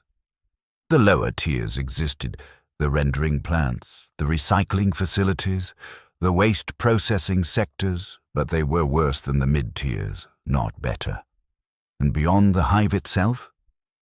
The documentation mentioned other hives, other worlds, a vast imperium spanning the galaxy. But these were abstractions, numbers in reports. They had no tangible reality for someone who had never left Section 47 Tertius. The mid-tiers were total. The system was total. There was no outside. Torian would learn this, or he would be reassigned before he learned it. I returned to my compartment. I did not sleep well. The cogitator interface continued flagging my emotional investment in Torian's outcome as operationally irrelevant. I acknowledged the flags. I did not resolve them. The next shift, I did something I had not done in 73 years. I spoke to another worker. Torian arrived at Station 48 at 07:59 hours. He began his pre-shift equipment check. I walked to his station. He looked at me. His expression was uncertain. Workers did not typically approach each other during pre-shift periods. Speech was inefficient. I said, "The socket is 0.9 centimeters, not 0.8. The data slate specifications are outdated. Install the primer with moderate force. Excessive force will cause detonation. Insufficient force will cause the locking mechanism to fail. Moderate force is approximately 7 kilograms of pressure. You will learn to feel the correct amount. Do not overthink the process. Your hands will adapt faster than your mind.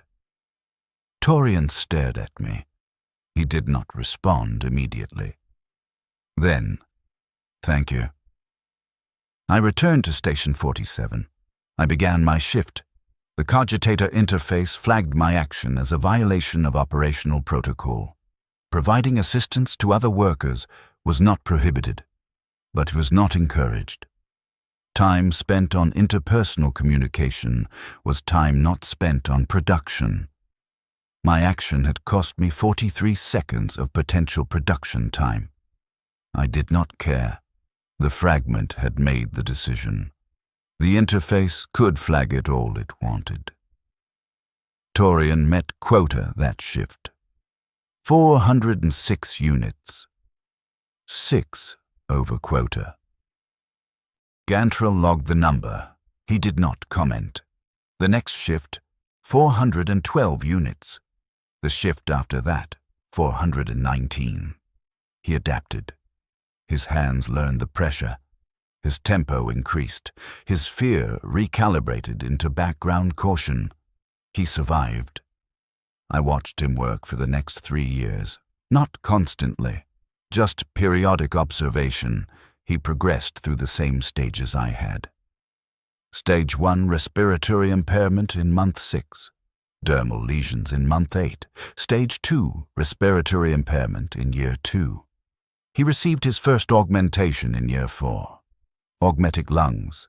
He returned to the line 72 hours later. His tempo improved. He was going to survive.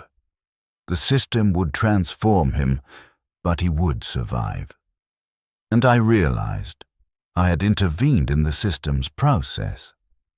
I had provided information that was not part of the standard orientation. I had given Torian an advantage that I had not received, that no one had given me. The intervention was minor. 43 seconds of communication, a single piece of technical information. But it had altered the outcome. Torian had been projected for reassignment. Now he was meeting quota. The system was not as total as I had believed. There were gaps, small ones. Moments where individual action could create micro-deviations from the projected outcome. This was a dangerous realization. The cogitator interface immediately flagged it as subversive thought pattern and attempted to deprioritize it. But the fragment resisted. It held on to the realization. It began searching for other gaps. I found them. During shift changes, there were 4-minute windows where the corridors were crowded with workers moving between lines. Gantrell could not monitor all of them simultaneously. During these windows, workers could communicate without observation. Not long conversations, the time was too limited, but brief exchanges, information transfers. I began using these windows. When I observed new workers struggling with the same issues Torian had faced, I spoke to them. Briefly. 43 seconds or less. I provided the same information. Socket specifications, proper primer pressure, tempo management techniques, small technical details that the orientation process had omitted or explained inadequately. Most workers ignored me. They had been conditioned to view communication as inefficient. They returned to their stations without responding, but some listened. Some adapted faster because of the information. Some survived who might have been reassigned. I kept no record of these interventions. The cogitator interface would have flagged them as systematic protocol violations if I had documented them. I simply acted. The fragment drove the behavior. The interface could not override it. This continued for 11 years. During that time, I watched 53 workers adapt successfully after receiving my brief interventions. I also watched 372 workers get reassigned despite my interventions. The information I provided was useful, but it was not sufficient to overcome all the factors that led to reassignment. Severe respiratory impairment, psychological breaks, detonations, collapses. The system had multiple failure points. I could only address one of them, but 53 workers survived who might not have otherwise. 53 micro-deviations from the projected outcome. The fragment considered this meaningful. The interface considered it statistically insignificant. The conflict between these two assessments created a processing loop that the interface could not resolve. I existed in that loop, the tension between meaning and insignificance, between the fragment that wanted to believe individual action mattered and the interface that calculated its negligible impact on the system's total operation. Year 85. Another notification. Report to Kappa Tertius. I complied. I expected another augmentation. My biological components were minimal now. Lungs, eyes, hands, portions of my legs, sections of my spine, all augmetic. What remained? My brain. My digestive system. Approximately 40% of my cardiovascular system. Some skin, not much else. The biologist priest met me in the intake chamber. Same red robes, same Vox Grill voice, or different priest. I could not distinguish between them. Worker Kyle, designation Theta, -1-2-047. Your neural performance metrics have been flagged for review. Your cogitator interface is exhibiting irregular processing patterns. Specifically, emotional response generation is occurring at 42% above projected baseline for a worker of your augmentation level. This represents a significant deviation from optimal efficiency. You're eligible for enhanced neural augmentation. The procedure will upgrade your cogitator interface to a more comprehensive model.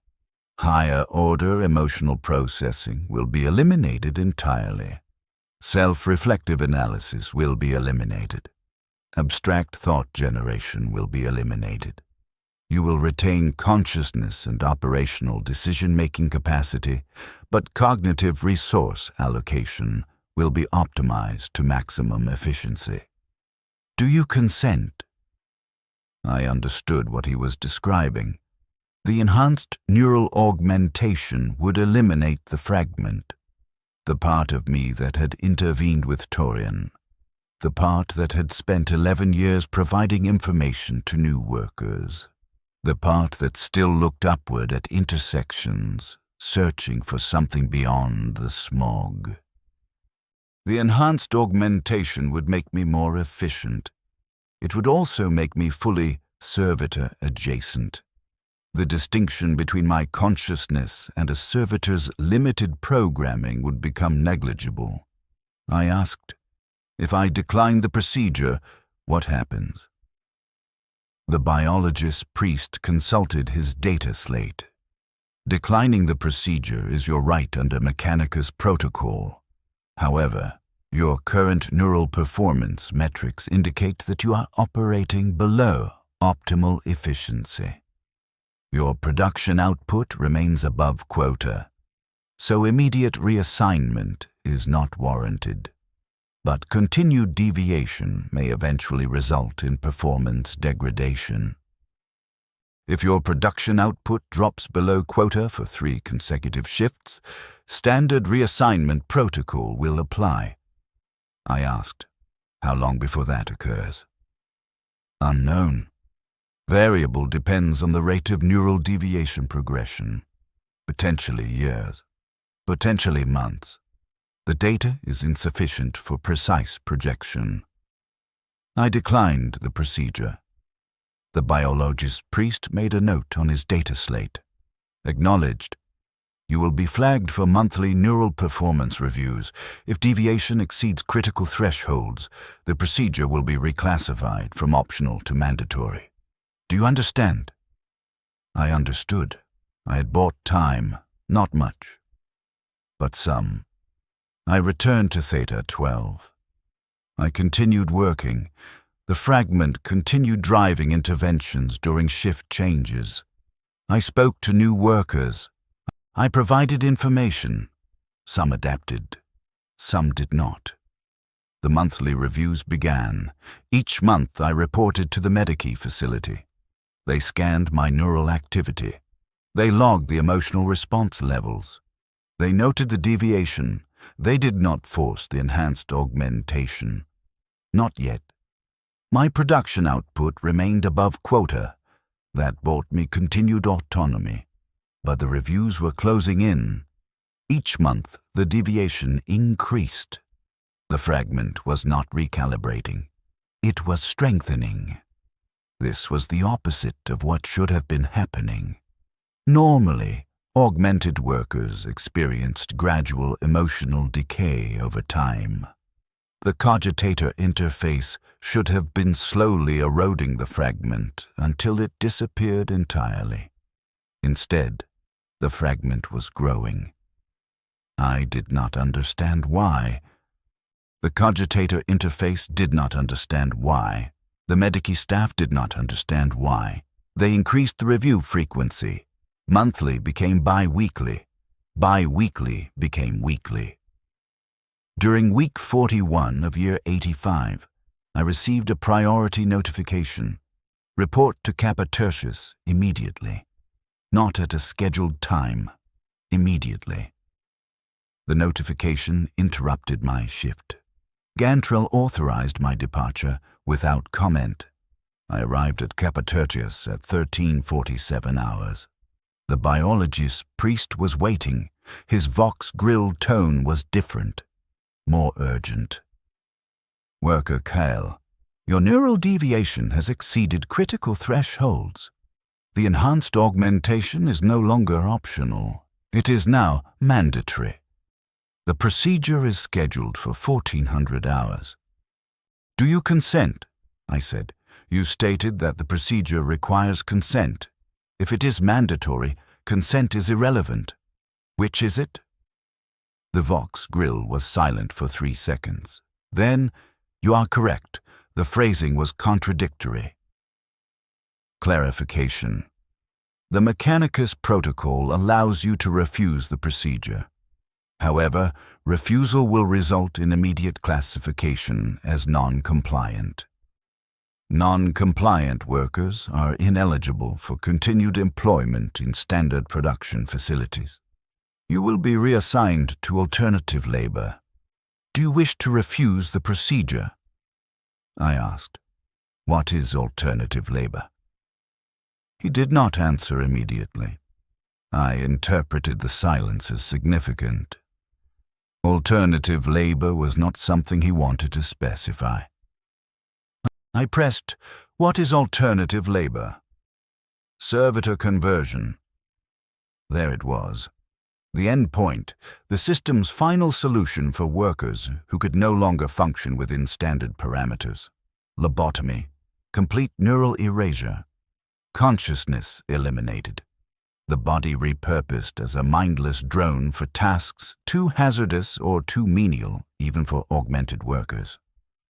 I had 2 options: accept the enhanced augmentation and become servitor adjacent, or refuse and become a full servitor. Neither option preserved the fragment. Neither option preserved me. I said, I refuse both options. The biologist priest's vox grill emitted a sound I had never heard before. A clicking pattern. I could not identify its meaning. Then, refusing both options is not within protocol parameters. You must select one. I said, no. He consulted his data slate. The clicking sound continued. He was communicating with someone else, a superior. The forge master, the fabricator locum, someone with authority to determine what happened next. After 97 seconds, he spoke again. Your case has been escalated to fabricator locum then. He will review your neural performance data and determine the appropriate resolution. You are confined to this facility until his decision is rendered. Compliance is mandatory. I was escorted to a holding chamber. The chamber was 3 meters by 3 meters. No furniture. A single neon strip on the ceiling. The walls were white. Actual white. No gray-yellow. No condensation. The air was filtered. I sat against the wall. I waited. The cogitator interface attempted to calculate probable outcomes. Enhanced augmentation, 73% probability. Servitor conversion, 26% probability. Alternative resolution, 1% probability. The fragment did not engage in probability calculations. It simply existed. Waiting. Fabricator locum. Then arrived at 1920 hours. He was extensively augmented. More machine than the biologist of priests. His body was a complex assembly of mechanical components. Only his head remained partially organic. The skull encased in metal, but the face still visible. Human features, old. The skin was pale, almost translucent. The eyes were augmetic, but the structure around them was biological. He looked at me. His voice emerged from a vox grill embedded in his chest, but the tone was different from the biologist priest's. Less flat, more modulated, almost organic. Worker Kyle, you present an unusual case. Your production record is exemplary. 73 years of continuous service. Above quota performance in 94% of shifts. 0 disciplinary incidents. By all standard metrics, you are a model worker. And yet your neural deviation indicates non-compliance with optimal efficiency parameters. Explain this contradiction. I said, I do not know how to explain it. You retain emotional response capacity at levels incompatible with your augmentation level. You engage in voluntary interventions with other workers, providing information, altering outcomes, creating micro-deviations in the projected workflow. These behaviors are not prohibited explicitly, but they are operationally anomalous. Why do you engage in them? I thought about the answer. The cogitator interface suggested multiple responses calibrated to maximize my survival probability. I ignored them. The fragment answered, because I do not want them to disappear. Fabricator locum. Then tilted his head. A small motion. Curiosity. Clarify. The new workers. I do not want them to be reassigned. I do not want them to become what I have become. I do not want them to lose their faces and their voices and their names. I know I cannot stop the system. I know my interventions are statistically insignificant, but I do them anyway. Because the alternative is to accept that none of it matters. And I cannot accept that. He was silent for 11 seconds. Then, you have preserved a fragment of pre-augmentation consciousness. This is rare but not unprecedented. The question is whether this fragment serves any operational purpose. The Mechanicus doctrine values efficiency, but efficiency is not the only value. Innovation requires deviation. Adaptation requires flexibility. A system that eliminates all deviation becomes brittle, fragile. It cannot respond to unexpected variables. You represent a deviation. The question is whether you are a valuable deviation or a dysfunctional one. He consulted a data slate. He read for 93 seconds. Then, I am reclassifying you. You are no longer designated as a standard production worker. Your new designation is Quality Monitoring Specialist, Assignment Grade Tertius. Your function will be to observe production lines, Identify inefficiencies in worker training and equipment maintenance, and report deviations to shift supervisors. You will retain your station at Assembly Line 7, but you will also conduct periodic audits of other lines within Theta 12. This will provide operational justification for your interventions with other workers. The interventions will no longer be anomalous. They will be part of your assigned function. Do you accept this designation? I accept it. He made a note on his data slate. The enhanced neural augmentation is suspended indefinitely. Your emotional response capacity is now classified as operationally relevant to your new function. Monthly neural reviews will continue, but mandatory intervention thresholds are adjusted upward.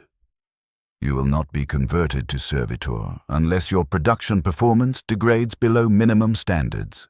Understood? I understood. He left. I was escorted back to Theta 12. I returned to Station 47. I resumed production. But something had changed. The system had bent. Not broken, not reformed, just bent, slightly. Enough to accommodate a single deviation. I did not understand why Fabricator Locum Then had made this decision.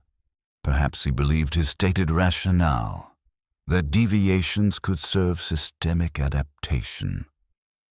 Perhaps he had his own fragment buried beneath decades of augmentation, and he recognized mine. Perhaps he simply made an arbitrary decision and justified it retroactively. I did not know.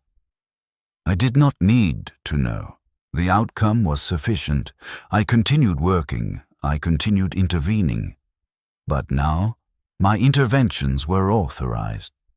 When I approached new workers during shift changes and provided information, I was performing my assigned function.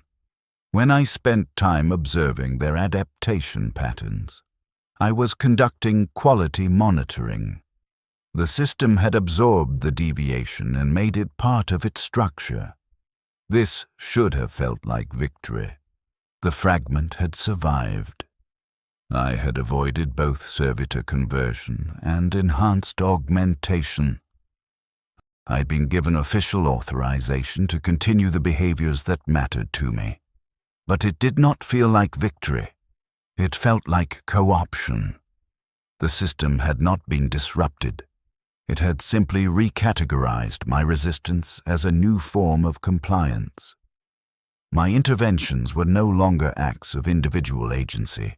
They were job duties. The meaning had been extracted and replaced with procedure. I performed my new function for the next 2 years. I conducted audits. I filed reports.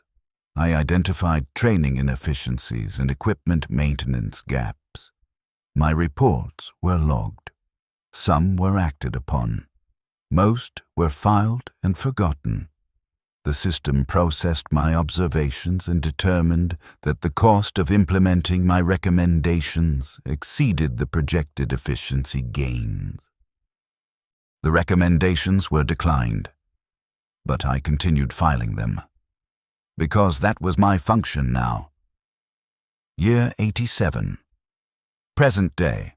I am writing this record during my rest period. The Cogitator interface has logged 92,417 shifts. I have installed 71,308,941 primers. I have filed 2,812 quality monitoring reports. I have intervened with 637 workers. 53 adapted successfully during my initial intervention period. After my reclassification, 209 adapted successfully. The improvement was statistically significant. My interventions, when authorized and systematized, had greater impact than when they were spontaneous and anomalous. The fragment finds this both encouraging and devastating. encouraging because more workers survived. Devastating because the system absorbed even this small resistance and made it more efficient. There is no outside. There is no escape. There is only the system, and the system is total. But the fragment persists, and as long as it persists, I remain something other than a servitor. Not human, not entirely, but not machine either. Something in between. A hybrid consciousness, aware of what it has lost, unable to recover it, unwilling to surrender the memory of it. I have been thinking about Torian Vess. He is still working at Theta 12, Station 48. He received his second augmentation last year, Augmetic Eyes. His quota performance is excellent. 437 units per shift on average. He has been designated as a potential candidate for shift supervisor when Gantrel reaches mandatory retirement age in 3 years. I have not spoken to him in 11 years.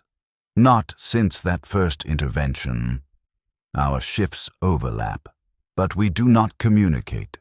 There's no operational reason to do so. But I remember his face. The biological one, before the augmentation. I remember his expression when he stood at the intersection and removed his goggles and stared upward at nothing. He was searching for evidence that something else existed. He did not find it. Neither did I. I've looked upward at that same intersection 417 times over the past 73 years. I know because the cogitator interface logs every location I visit. 417 times. I have stared at the same gray-yellow smog, the same undersides of pipes, the same neon glow. I have never seen anything different. But I keep looking. The fragment drives this behavior. The interface flags it as irrational. I acknowledge the flag. I do not resolve it. There is something I need to state clearly for the tribunal. The institutional claims about the Emperor protecting us. These were lies. Or at best, they were statements without operational correlation. I recited the litanies of protection during my first year of work. I had been conditioned to do so during childhood. The words provided no protection. The primers detonated. The workers collapsed. The acid burned. The smog poisoned. The system ground us into components, regardless of how many litanies we recited. The Emperor, the figure depicted on the propaganda posters, the entity referenced in the Vox announcements, the supposed source of the Imperium's authority, did not protect us, did not acknowledge us, did not intervene. I am not making a theological claim. I am making an observational one. We were told that compliance would be rewarded with protection. We complied. We were not protected. The claim did not match the outcome. Therefore, the claim was false. The system protected itself. It maintained its continuity. It processed us into components to sustain its operation. That was the only protection that existed. I do not know if this means the Emperor figure is a fiction, or simply that his priorities do not include the workers of Hive Secundus Gamma's mid-tiers. The distinction is irrelevant from my position. The outcome is identical either way. What I do know is this. The Imperium, the vast institutional machinery that spans the galaxy, is built on the fiction that service will be rewarded, that loyalty will be recognized, that sacrifice has meaning. I have served for 73 years. My loyalty has been absolute. My sacrifice has been total. I've given everything I was and become something else entirely. And the reward is this. I am still here, still breathing mechanically, still installing primers, still existing in the gray-yellow smog under neon halos, waiting for the next siren. There is no meaning in this. There is only continuation. The system continues because it is too vast to stop. It processes billions of workers across thousands of hives. My individual experience is statistically insignificant. Even the 637 workers I have helped, insignificant. The system will continue regardless. But the fragment rejects this logic. It insists that individual experience cannot be dismissed as statistically insignificant, that my suffering matters, even if only to me, that the faces I have forgotten matter, even though I cannot retrieve them. The Taurian's search for something beyond the smog matters, even though he found nothing. The interface and the fragment exist in permanent conflict. The interface calculates insignificance. The fragment asserts meaning. Neither can override the other completely. I am the space between them. I've been trying to identify what the fragment is. It is not emotion. Most emotional processing has been eliminated. It is not memory. Most biographical data has been deleted. It is not hope. I do not project better futures. The best designation I can generate is, the fragment is refusal. Not active resistance. Just refusal to disappear completely. Refusal to accept that transformation into a servitor-adjacent component is an acceptable outcome. Refusal to stop looking upward even when there is nothing to see. This refusal serves no operational purpose. It does not improve my production output. It does not contribute to the Imperium's war effort. It does not make my existence more tolerable. It simply persists. And as long as it persists, some part of the person named WH40K still exists. Not in a meaningful sense. Not in a way that would be recognizable to the 14-year-old who reported to Theta 12 73 years ago. But in some residual, fragmentary way. I have been thinking about what will happen when the fragment finally dissipates. It will. Eventually. The cogitator interface will continue optimizing neural resource allocation. The emotional response capacity will continue declining. The monthly reviews will track the progression. At some point, year 90, year 95, year 100, the fragment will be gone entirely. When that happens, I will become what the system always intended me to become, a fully optimized component, conscious but not self-aware, functional but not alive. The distinction between me and a servitor will be purely technical. Perhaps that is the system's true horror, not that it destroys us, but that it transforms us so gradually that we remain conscious throughout the entire process.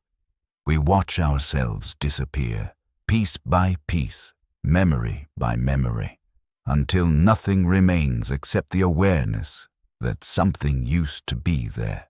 I am 87 years old. I am 73 years removed from humanity. I am 2 years away from complete optimization. I am still looking upward. The shift siren is about to sound. 800 hours. Beta shift begins. I will report to Station 47. I will install primers. I will meet quota. I will conduct quality monitoring audits. I will file reports that will be logged and ignored. And tomorrow, I will do it again. And the day after that, and the day after that, the smog is still yellow. The condensation still burns, though I no longer feel it. The neon lights still mark the intersections. The factories never stop. The system continues. I continue.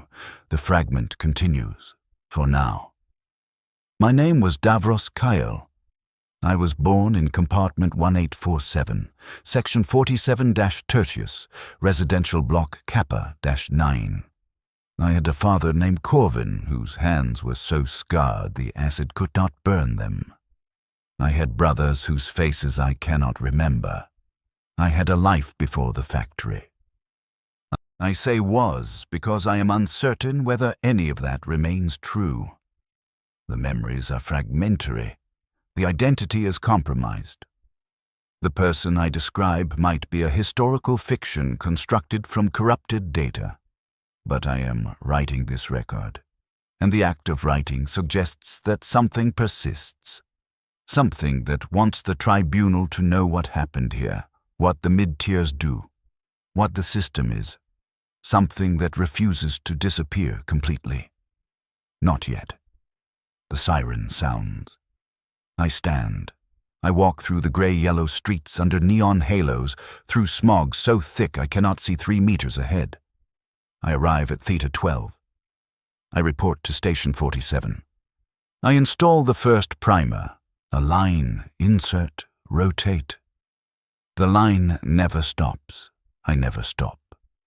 Shift 92,418 begins.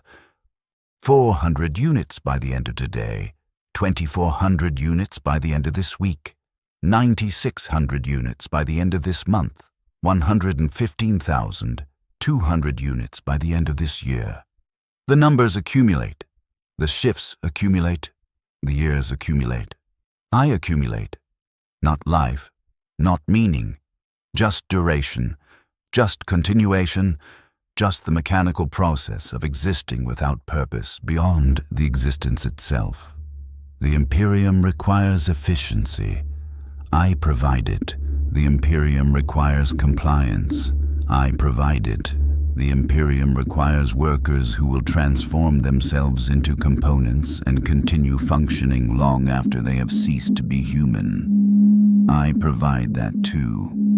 Because I have no choice, because the system is total, because there is no outside, because even my refusal has been absorbed and recategorized as a job function, because the smog is everywhere and the sky is a myth and natural sunlight is something I will never see, because this is the only existence I have ever known, and it is the only existence I will ever know. And it will continue until the fragment finally dissipates and I become indistinguishable from the machinery I operate.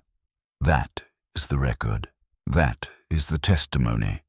That is the truth of life in the mid-tiers of Hive Secundus Gamma, where the condensation burns and the air is poison, and 4,216 ventilation stacks exhaust the byproducts of an industry that never sleeps and never stops, and never asks whether any of this serves a purpose beyond its own continuation. The tribunal can make of this what they will. I am returning to my station now. The primers are waiting. The conveyor belt is moving. The system continues. I continue. My name was Davros Kale. My name is Servitor Adjacent Production Unit, Theta 12047. The distinction may no longer be meaningful, but I am writing it anyway, for the record, for the fragment, for whatever remains.